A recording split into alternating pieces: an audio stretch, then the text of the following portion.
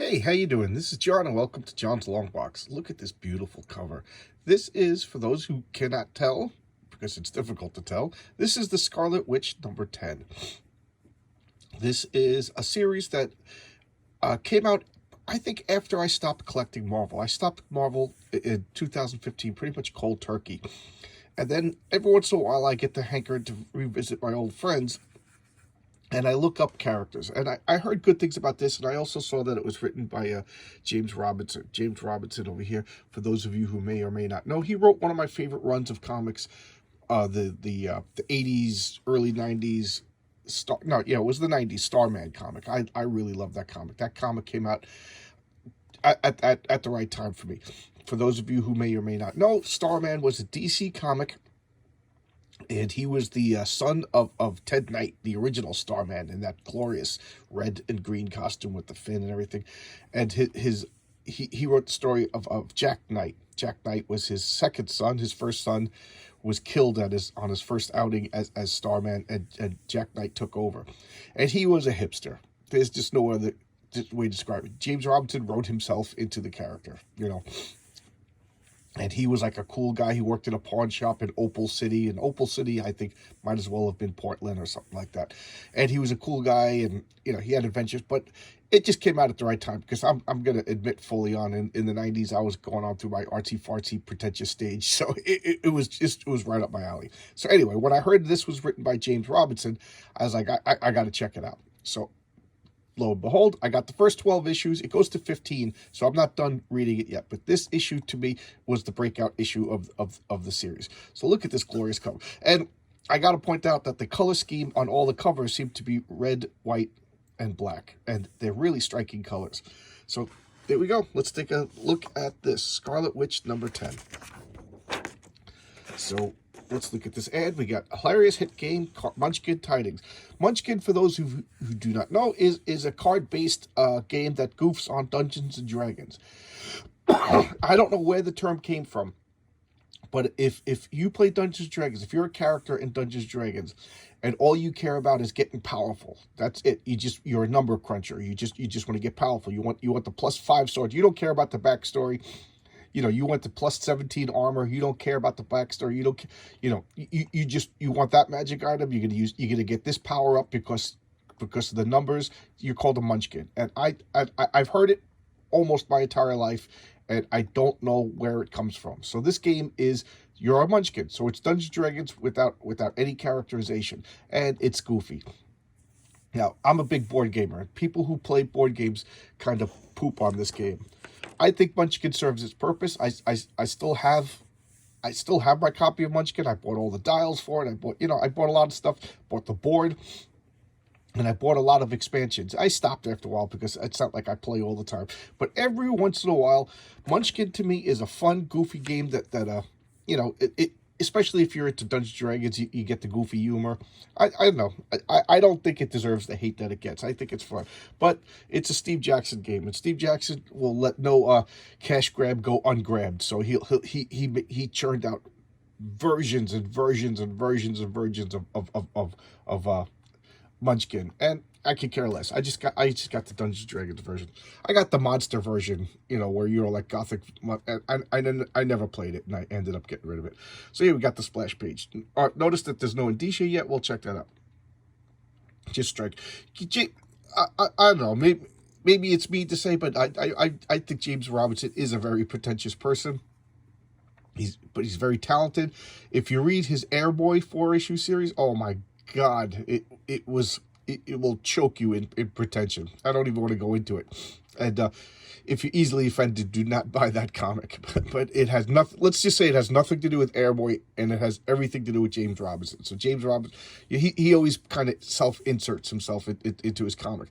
The funny thing is, I guess I'm being hypocritical because I should not like the guy because he turned Star Knight into himself. He projected himself into Star Knight. No. Starman. He projected himself into Starman, not in the good way. Whenever you play Batman and Robin, you make yourself Batman. But he made Starman into himself. That's what I meant to say. But this and then, oh my God, Airboy was about himself. It was about the guy who couldn't come up with an idea to write Airboy, and it's like a Hunter S. Thompson drug fueled adventure through the world of Airboy. It was weird. I'm gonna say I enjoyed it, but that's me. I'm a weirdo. All right, so here we got Scarlet Witch going through the snow. Very stark, very cool, and I gotta pan out because this is this guy's painting. He's going through his. I'm not a weeb, so I don't know. I like Japan. I think it's cool. I'm kind of fascinated by samurais. I like the history of Japan, but I'm not an anime guy. I'm not a manga guy. I'm not one of these guys that wishes that, to get a waifu. I'm learning all these terms because this is all new to me, and all my nieces and nephews are into manga, so I don't really know. And this guy, he's contemplating the nature of the universe through his calligraphy. To me, this is like stereotypical Japanese manga stuff, but I don't know. I take it with a grain of salt because I don't know enough about it. And he's doing his calligraphy, and he's murder-roonied. And then we get the Scarlet Witch. So, Wanda Maximoff is building a new life for herself and a desire to atone for her past wrongs. She's using her abilities to help people by solving magical crimes. So she's magical detective. She's Harry Dresden, or Harry Potter grown up as an Auror. So that's what she's doing. But she's doing it for free. So she's just going around solving crimes. She's like Cain walking the earth. But Wanda is discovering something. Witchcraft is broken. Now the Scarlet Witch is a mission to find the source of ailment and fix it. But witchcraft doesn't come with a price. With every spell Wanda casts, she ages herself, and there isn't much time left. So she's getting older and older and older every time she casts magic. I don't know why she just doesn't go to her mutant abilities that are not magic, but Scarlet Witch is a character that is just changed. Every author changes Wanda Maximoff to whatever they think her powers should be. And of course, I'm the only one who's correct. It should be luck powers. She could either give you good luck or give a friend. She could either give a friend or herself good luck, or she could give an enemy bad luck. That's it. She hexes you. The improbable happens, not the impossible. So if you're coming at her and she points at you, you slip on the floor and fall, or a pipe burst and you get sprayed in the eyes and you're blind. Things like that. That's what her original power set was supposed to be. All right, so we got the writer, James Robinson. I already talked about him. Artist, Zay Kama. I don't know who this is. This series, too, also seems to have every issue has a different artist. Colorist Ian Hemmering. I think he's doing a good job. The lettering is always good unless you notice it. Like, lettering you don't notice unless it's really bad or really good. The cover artist, David Aha. I don't know much about him, but the covers in this series have been wonderful. So I think I first saw him on Hawkeye, and that was his motif, was everything was white, black, and purple. So I guess that's his thing. Good covers. I can't complain. Variant cosplay cover. Cosplay, I don't like cosplay. If those of you who follow me for a while, I got nothing wrong with seeing a hot chick dressed up as the Scarlet Witch or Wonder Woman. I'm a man, flesh and blood. But I know this will cost me subscribers or controversy, whatever, but I find cosplay is low-hanging fruit. It's just like, I want attention, and nerds are cool right now. Marvel movies are cool right now. I'm gonna put on a Scarlet Witch costume. I don't have a comic book collection, and I'm gonna get famous in the comic book world because I have a hot chick. And we all know it. Hot chicks get attention. Man, flesh and blood. I pay attention to. I look at the hot chick in costume, but it's like you're not. You're not doing the work.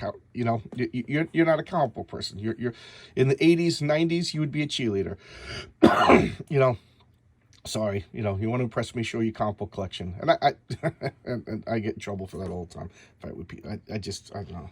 So here we got the indicia. Scarlet Witch number 10, November 2016. All right, so this came out. So I guess the first issue came out while I was still buying Marvel comics. All right, and here she is. She's walking down through the streets of Japan. Big panels. Art is good. Details are nice. Can't complain. So what's going on? She wants to find out who killed one of her friends. Now, this is a friend as far as I know, up to 2015, I was Marvel gangbusters. I was buying everything Marvel. I never heard of I forget the guy's name, but the person who was killed was like a Japanese superhero with like fox powers. So he was like a son of a what do they call it? What's the word for yokai? So it was a human yokai mix, and he taught her the ways of magic. You know, whatever. Never heard of it before.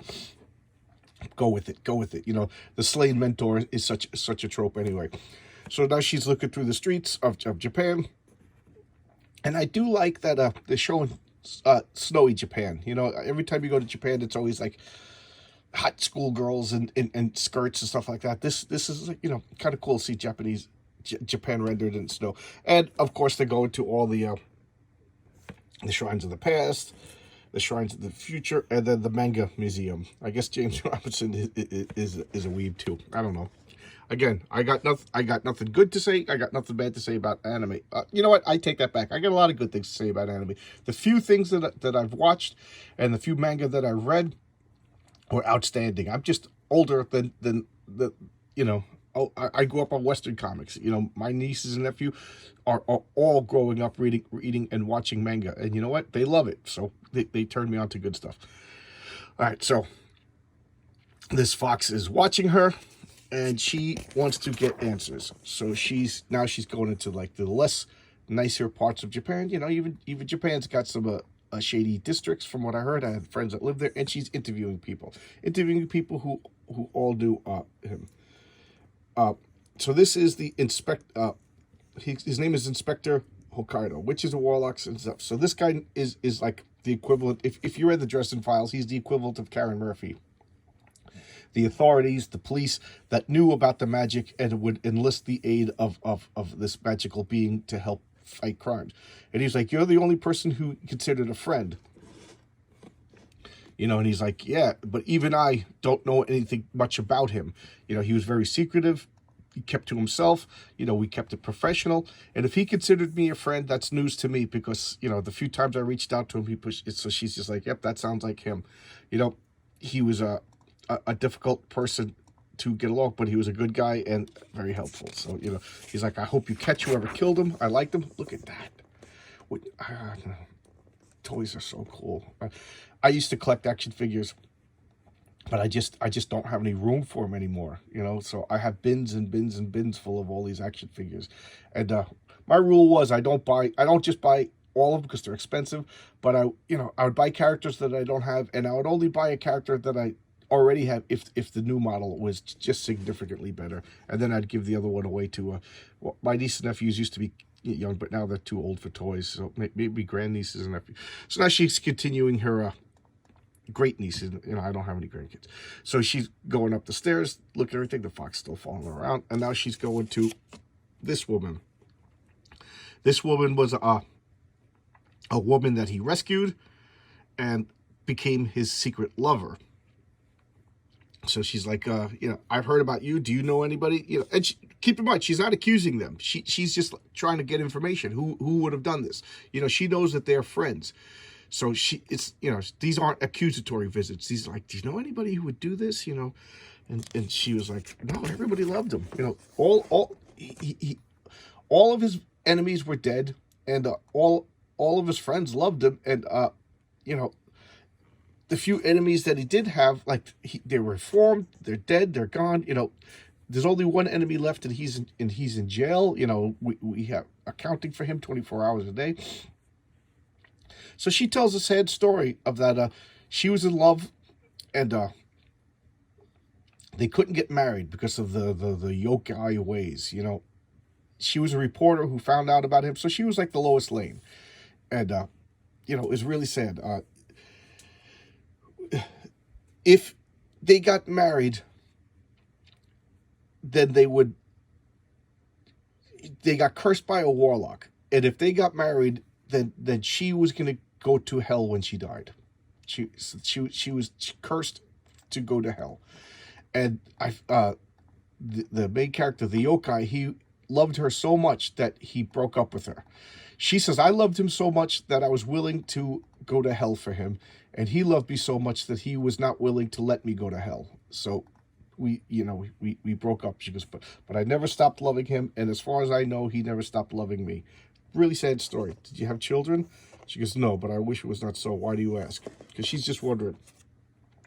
Because he's a yokai, and when he got his powers from his father. When his father died, he got powers. So she's saying if you had children, then the children would inherit the powers. So she's suspecting like maybe the kid killed him for to inherit the powers. And we got Civil War II. Because no good idea should be. She's like, no, but I wish we had powers. So now she's going to his only living enemy.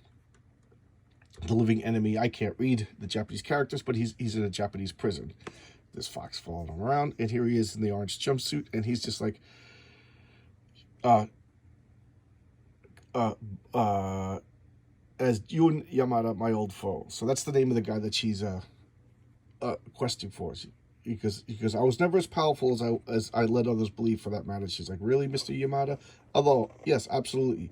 Otherwise, would I be riding here to the end of my existence in this jail cell? She goes, look, this blue enchantment aura that the IO master, that's what he was, I cannot pronounce, AO master still cloaks me even after his death, preventing me from using my own magic to walk free. So how not powerful am I? So he's pissed off. You know, he has malice towards the AR. I can't pronounce that. The AI master. He is like, he imprisoned me for life. You know, I would love to walk free and wreak havoc, but I can't.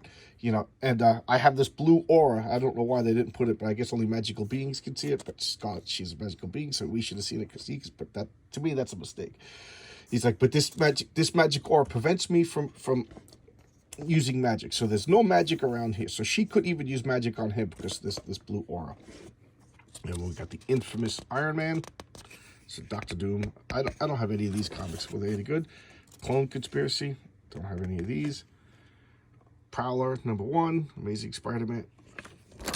And the death of Cyclops. I don't know. This is a weird period of Marvel Comics. So he's all pissed off. He goes, she goes, yes. She goes, oh, there's the blue aura. He goes, yes. He goes, I would have broken free. You know, if not for this aura, I would break free. I'd conquer all of Japan. Hell, why would I stop there? I'd conquer all the world, and I'd have whatever I wanted. You know, and he's ranting like a madman, but he's impotent to do anything about it. So she's just like, he's like, like, I would have loved to have killed him. Like, when you find out who killed him, you thank him for me. You know, and she's like, oh, because you were his most frequent. He goes, his name was the Black Bullet. He goes, what a silly name. Yes, yeah, I was persistent, but, you know, I fought him all the time. Doesn't mean I was his greatest enemy. And then he says, he goes, I never knew anyone who didn't admire him. Even the authorities were putting them in shackles. Did he have any children? That's an odd question to ask. You should ask Benchley. He'd know for sure.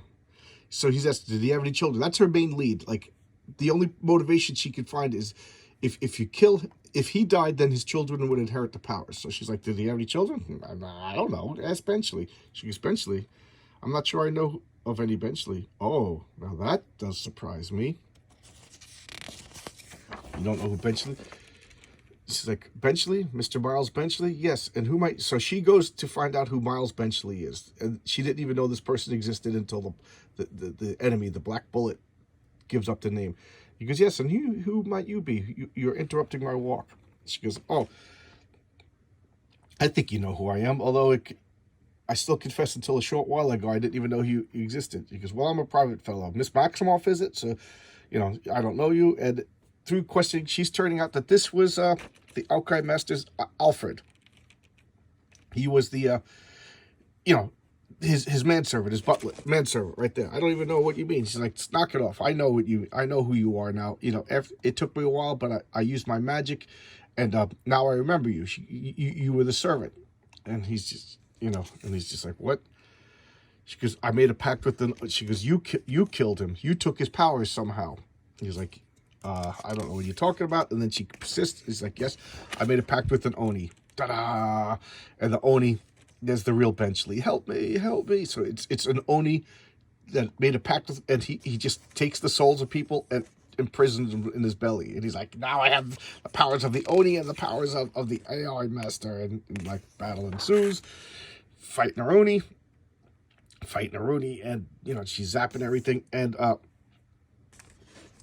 because you missed me, ha ha ha ha, and what did she do? She broke the bridge, and he fell into the water. That was like his he was a bridge troll.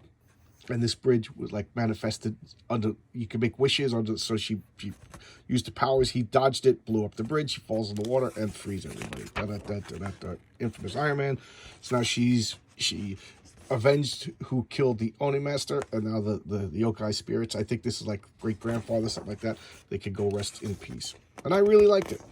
Oh, how did the guy in jail though? That blue aura prevented all magic. So it contained his magic powers as the villain, the Black Bullet, and it repelled the Oni's magic spell that made everybody forget that Benchley existed. So he was the only person in the world who remembered Benchley, the butler. I thought it was a good story. It was a really good story. I do enjoy this series. Now the art, the cover is the same. It's always red, white, and black. They're kind of striking, and then the artist team is always different. So you know, your mileage may vary. Some of them are really good. Some of them are all right, but it's never bad. So far, like I said, I'm up to issue 12. There's 15 issues in the series, and I'm really enjoying it so far. But then again, James Robinson is a good quality writer. So, you know, whatever. You know, I dig it. So there you go. 21 minutes on Scarlet Witch. I'll see you tomorrow for Sunday Comics, where I talk about, I'm going to do Batman Year One. All right, thanks a lot. Bye-bye.